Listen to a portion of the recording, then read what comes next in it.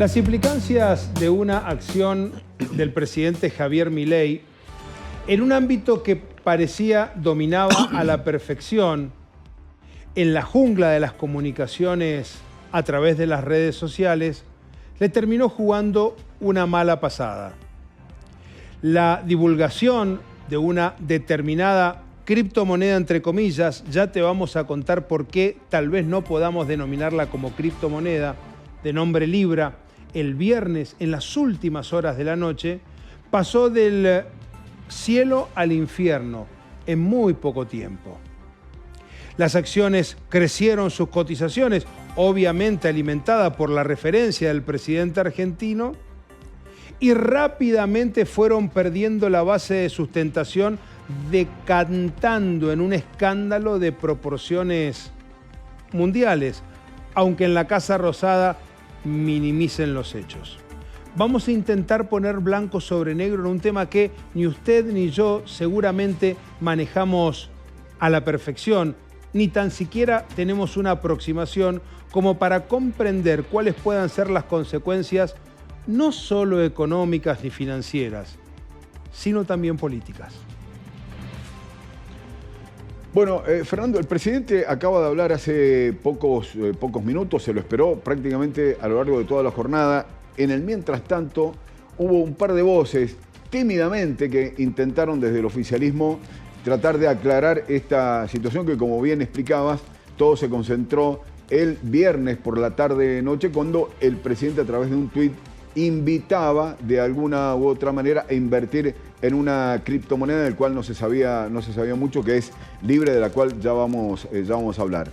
Te diré que fue Patricia Bullrich y Toto Caputo los principales funcionarios, los únicos que esbozaron algún tipo de explicación mientras se esperaba la divulgación de la palabra del presidente de la Nación. Veamos la crónica, por favor.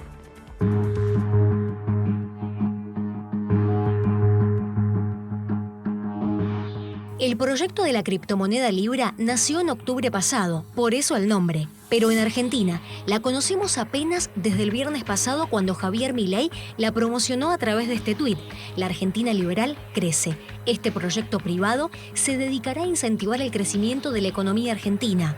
Tras este posteo, el token multiplicó exponencialmente su valor y en cuestión de horas, sus principales inversores, menos de 10 personas, retiraron el dinero, unos 100 millones de dólares. Según especialistas, esa maniobra podría tratarse de una estafa frecuente en el mundo de la economía virtual. Esto es lo que se llama un rug pull, un tirón de alfombra que es una forma de estafa. Se ve raro el hecho de que hayan realizado este tirón de alfombra, este rug pull, que no es ni más ni menos que salir a vender rápidamente las monedas que estaban en posesión del equipo desarrollador a horas del lanzamiento, haciendo caer rápidamente el precio de la moneda. Lo lógico de esta secuencia, hubiese sido que Milei lanzara la moneda a lo Trump y la hubiese dejado fluctuar normalmente, Pero, en cambio, rápidamente la libra comenzó a caer.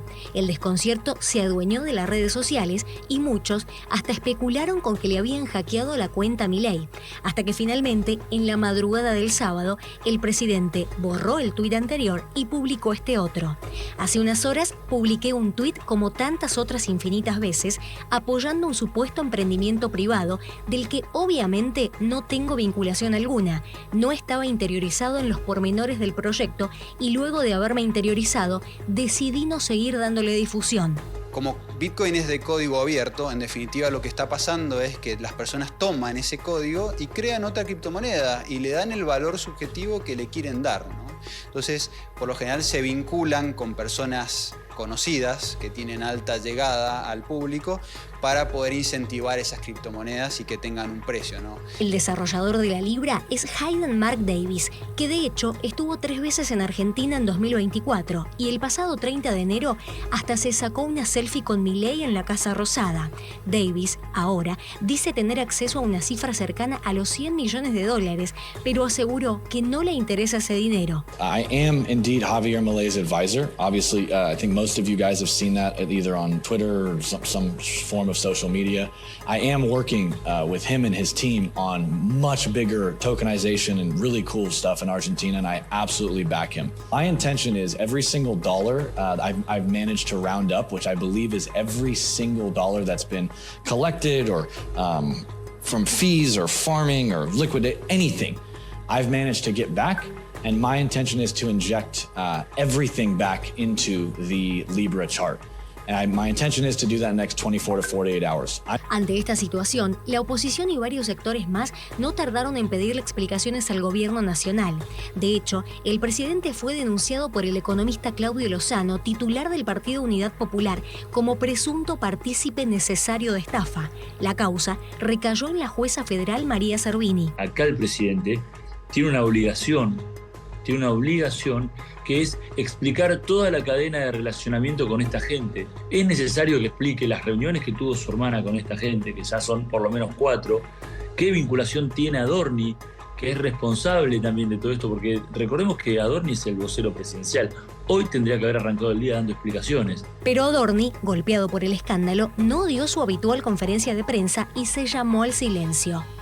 Y en las últimas horas de la tarde, el presidente de los Estados Unidos, Donald Trump, posteó en Truth Social un mensaje de apoyo a Javier Milei, replicando una frase del argentino: si imprimiendo dinero terminaría con la pobreza, imprimiendo diplomas terminaría con la estupidez. Diario El País de España, Bloomberg o Globo de Brasil, Daily News de San Pablo, El Comercio de Perú, La República de Colombia y tantos otros medios internacionales se hicieron eco de la noticia presentándola al menos como polémica. Bien, hasta ahí la crónica, dando una presentación global de lo que el fin de semana se transformó en el primer gran escándalo de la gestión de Milei, Marcelo. Y el más duro y más imprevisible. Fue un cimbronazo realmente fuerte, de características inusitadas desde el punto de vista político, que ya vamos a ir tanteando a lo largo de los próximos días. Básicamente, se esperaba mucho la palabra del presidente de la Nación. Lo que hizo fue despegarse, dijo, ya lo vamos a escuchar, cuando vio algo raro fue donde decidió borrar el tuit con aquel que había invitado a invertir en Libra. Él no habla de invertir, ni tampoco de promocionar, sino está diciendo difundir. Difundir, esa es la palabra que utiliza, y aunque no lo diga, pareciera contarles a los argentinos que podrían llegar a creerle que fue engañado en su buena fe. Esta es una primera parte de lo que acaba de decir el presidente, Fernando. Yo no tengo nada que ocultar, por lo tanto puedo hablar tranquilamente. Entiendo que en otro momento la política prefería esconderse, pero yo no tengo nada de que, digamos, ocultar ni nada que esconder, y por lo tanto no tengo ningún problema de venir y dar la cara. Davis lo que me dijo es la propuesta de armar una estructura para que financie a aquellos, digamos, que son emprendedores y que por una cuestión de, ya sea de informalidad o porque no existe el mercado de capitales o porque, digamos, no tienen acceso al mercado formal de financiamiento, financiar ese tipo de proyectos, ¿sí?, que lo que van a hacer es generar crecimiento económico. Yo, digamos, publico el tuit. Una vez que publico el tuit, empieza a aparecer algunos, digamos, personas o personajes adentro de las redes diciendo que me habían hackeado la cuenta. Sí. Lo cual es falso. O sea, si yo no tengo nada que ocultar, yo no hice nada malo. O sea, yo, digamos, o sea, como un tipo súper entusiasta de la tecnología, digo, frente a la posibilidad de que exista una herramienta para financiar proyectos de emprendedores, o sea, sí, agarro y le doy difusión. Como se estaba generando ruido, ante la duda, me corro. Es decir, ¿por qué? Porque, digamos, hay que, digamos, o sea, justamente, si hay duda, digamos, entonces me tengo que correr. Y por eso quité el tuit. Fernando, ahí está diciendo dos cosas que parecen interesantes. Hay un grupo de emprendedores, no solo en Argentina, sino en el mundo, vinculado a ciertos emprendimientos digitales, las fintech, por ejemplo, que no tienen financiamiento tradicional, el de los bancos. Nadie pone dinero ahí. Y es común también que se promocionen, se divulguen estos mecanismos digitales para obtener recursos de otra manera, que son, por ejemplo, a través de las criptomonedas, para darle algo de liquidez a estas empresas. Ese es un poco el objetivo que explica Milei a lo largo de una charla de 1 hora y 10 minutos aproximadamente. También diría que conoció a este Davis que veíamos recién en la crónica en un encuentro en octubre pasado, un encuentro de fintech que se le había acercado un amigo, Novelli, que también está bajo investigación, y que a partir de esto, que aparentemente fue engañado en su buena fe, el presidente dice que va a levantar una suerte de muro, que va a ser muy difícil llegar a él. Y después vendría lo de las consecuencias. Y hay un poco más, no diría relajado, el presidente dice que sintió que para él fue un cachetazo el que le dieron. Escuchemos. Todos los que entraron ahí, que de hecho lo hicieron de manera voluntaria, sabían muy bien a lo que estaban entrando. Es decir, son operadores de volatilidad. Es decir, son personas que operan con la volatilidad. Sabían el riesgo, eso está diciendo. Exactamente, sabían muy bien lo que era el riesgo que estaban entrando. Es decir, no es que no saben de qué se trataba. Es un problema entre privados, porque acá el Estado no juega ningún rol, digo que eso quede claro, y además lo hicieron voluntariamente. ¿Y está bien que el presidente lo promocione eso? Yo no lo promocioné, yo lo que hice, lo difundí. Bueno, ¿vos no cometiste ningún error? Te lo pregunto sinceramente, ¿no sentís que cometiste un error? Ex ante no. Ex ante no, porque además yo obré de buena fe. O sea, ex ante no. Ahora, y ex post, digamos, si miro las repercusiones políticas y toda la miserabilidad política, puedo decir, bueno, ok, tengo algo que aprender. Alguien que viene y me propone crear un instrumento, digamos, para fondear proyectos de Argentina, ¿no? Digo, o sea, digo, a mí, digo, ¿qué querés que te diga? A mí me parece interesante. Ahora, es cierto, digo, por querer darle una mano a esos argentinos me comí un cachetazo. Ahora, digo, ¿perdió el Estado? Acá, nada. Digamos, ¿perdió plata a los argentinos? Te diría que tengo mis serias dudas, digo, que no creo que sean más de 5 argentinos, digo, porque... Bueno, se ha hablado de 44.000 personas que habían invertido, después de mucho menos, 5.000 a nivel global. El propio presidente, lo sumamos a Marcelo y lo sumamos a Daniel. Ya ahora a nuestra pantalla cuántos se habían invertido, que se habían ido con el dinero los cerebritos de esta operación, que no, que está todo fundado en estadísticas que son palpables y se pueden ver. Cuando hablamos, Daniel, de Libra, ¿estamos hablando de una criptomoneda o de otra cosa? Estamos hablando de un token, Fernando. ¿Qué es un token? Un token es algo que se crea sobre un sistema blockchain, una cadena de bloques, como puede ser, por ejemplo, la cadena de Solana. En este caso en particular, Libra es un token que fue creado sobre la cadena de bloques de Solana.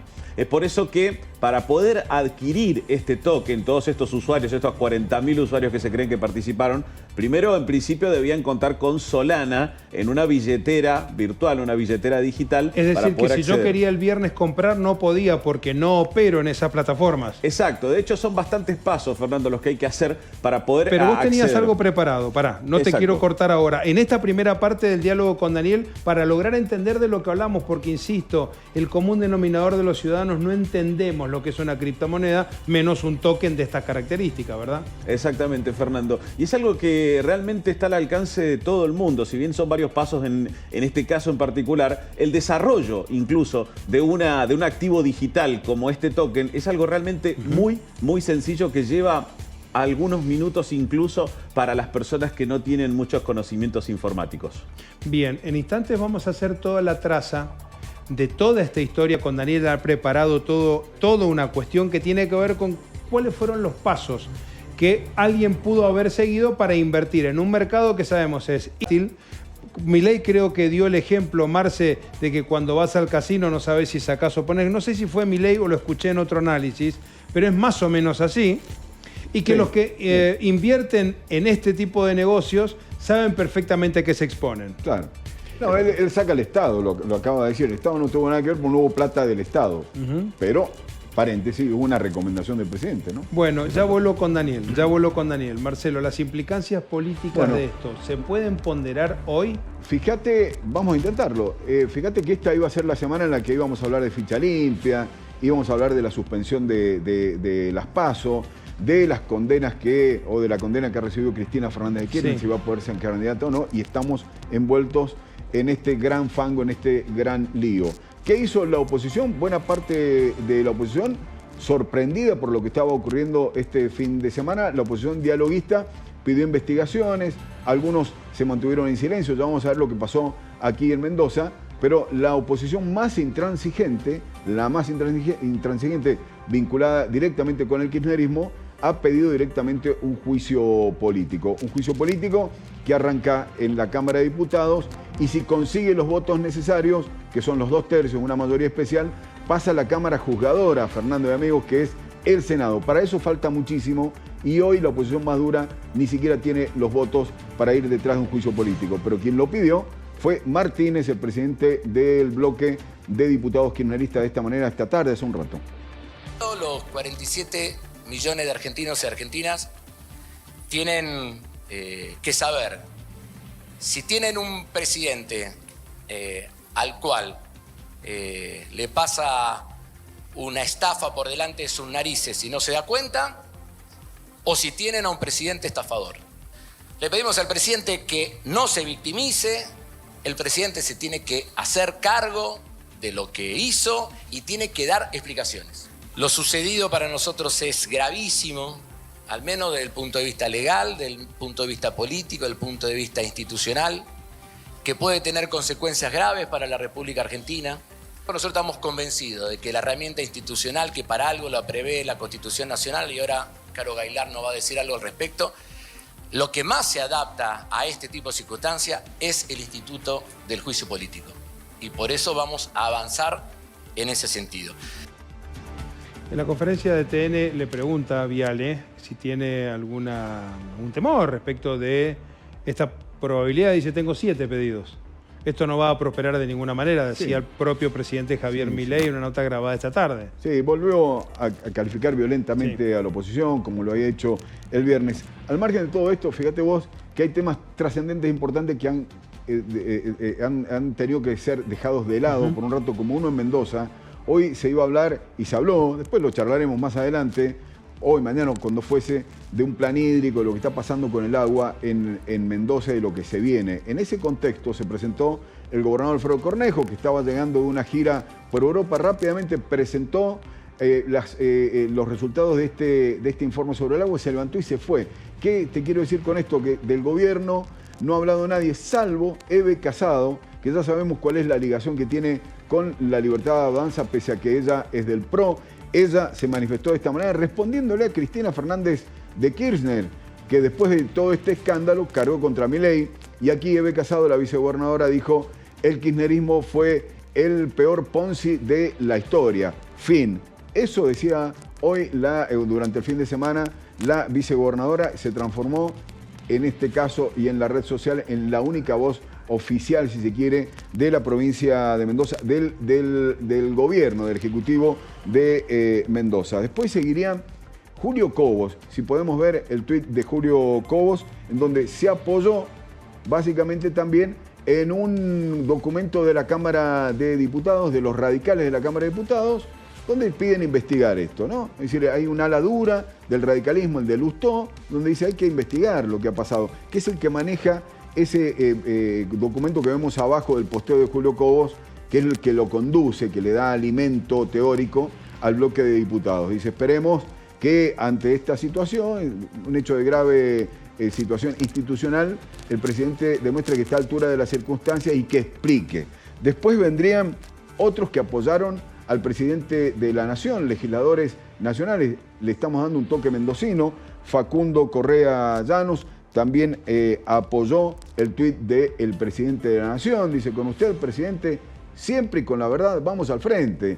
Otra vez con la casta, ¿no? La casta hubiera callado. Esto fue cuando recién arrancaba el escándalo, después de que el presidente de la Nación aclarara o intentara aclarar por qué había difundido el tuit de la gente de Libra. Mercedes Llano también, diputada que ingresó por el Partido Demócrata, hoy forma parte de lo que es el bloque de la Libertad Avanza y se apoyó a Milei, lo hizo a través de un documento, fíjate vos, del Partido Demócrata, más o menos en la misma línea, es decir, bueno, ¿de qué se sorprenden los que están enfrente hoy del gobierno de Milei, que han sido un poco más corruptos? Habla de los bolsos de López, dice que esto no tiene absolutamente nada que ver.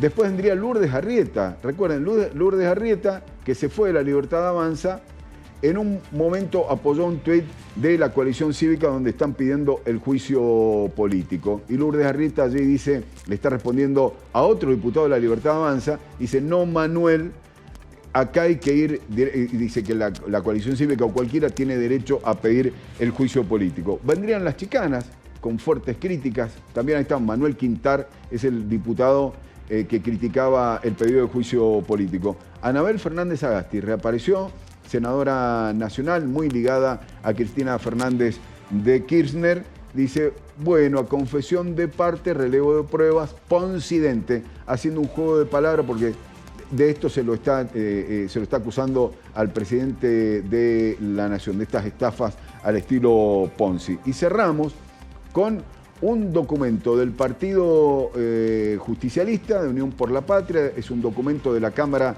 de Diputados de la Nación que fue apoyado por los 3 legisladores, Fernando y amigos del peronismo. No trata de delito, que son deliberadamente. Sí. Es un delito de estafa, por eso que están convencidos el juicio político, de llevar adelante el juicio político.